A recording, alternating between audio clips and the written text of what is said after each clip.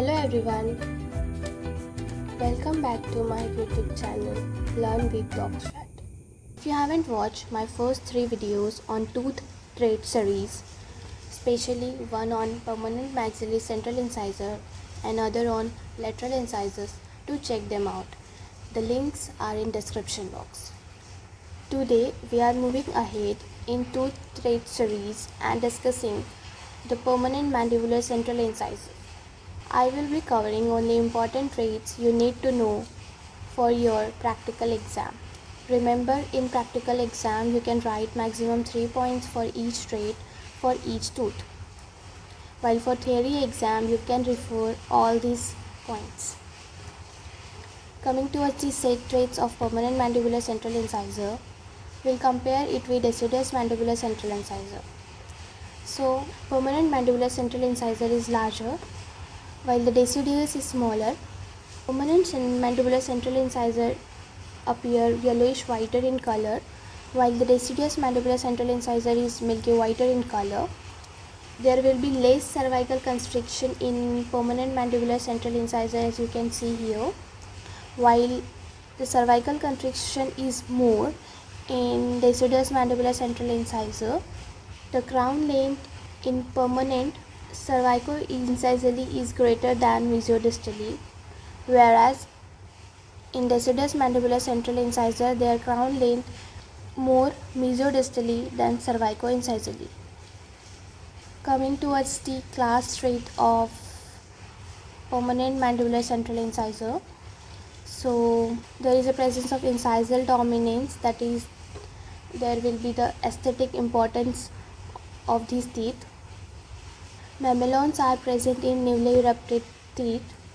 There will be the presence of incisal ridge. Here you can see. When we view them from proximal aspect, you can see triangular or wedge-shaped crown over there. They are narrowest labiolingually. Their function is to incise. From lingual surface, there will be the presence of linguus fossa, cingulum, marginal ridge. They are almost parallel to the root axis. Coming towards the arch trait of permanent mandibular central incisor, we'll compare it with maxillary central incisor.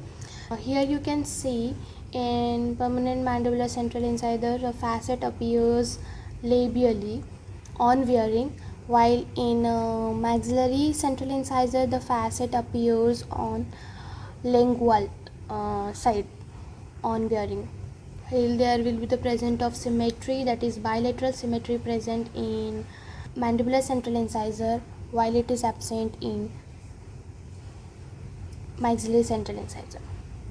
The crown length mesiodistally more than labiolingually in maxillary central incisor, whereas in mandibular central incisor their crown length is labiolingually more than mesiodistally.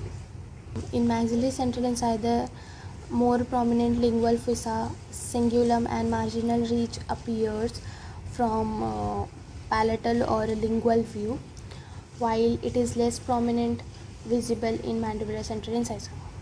Coming towards the incisal angle of maxillary central incisor, the mesioincisal angle is sharp and distal incisal angle is rounded, whereas in mandibular central incisor both mesio and distal incisal angle are sharp. Now coming towards the type trait of permanent mandibular central incisor, here we'll compare it with mandibular lateral incisor. Here you can see the crown length is smaller in mandibular central incisor, whereas in mandibular lateral incisor their crown length is larger. Mandibular central incisor has incisal ridge which is horizontal, while in mandibular lateral incisor it is distally tilted, as you can see here. It is distally tilted. Then there will be the presence of lingual pin, that is more frequently present in mandibular lateral incisor, and whereas in mandibular central incisor it is less frequently visible. Coming towards the symmetry, there will be the presence of bilateral symmetry in mandibular central incisor, while in mandibular lateral incisor symmetry is absent because of the distal tilt or their crown is distally offset. Due to that, the symmetry is absent. Mandibular central incisor, there is a presence of cingulum which is centrally placed on lingual aspect, while in mandibular lateral incisor the cingulum is distally offset, that is, it is present more towards distally. That's it for permanent mandibular central incisor, clear, short and perfect for practical exam. These are the references of the book that I referred. For review, you can take snapshot of it. In the next video, we'll move on to the permanent mandibular lateral incisor. If this video helped you, make sure to like the video and subscribe to the channel. We'll continue this trait series with more traits, so stay tuned. Thank you for watching.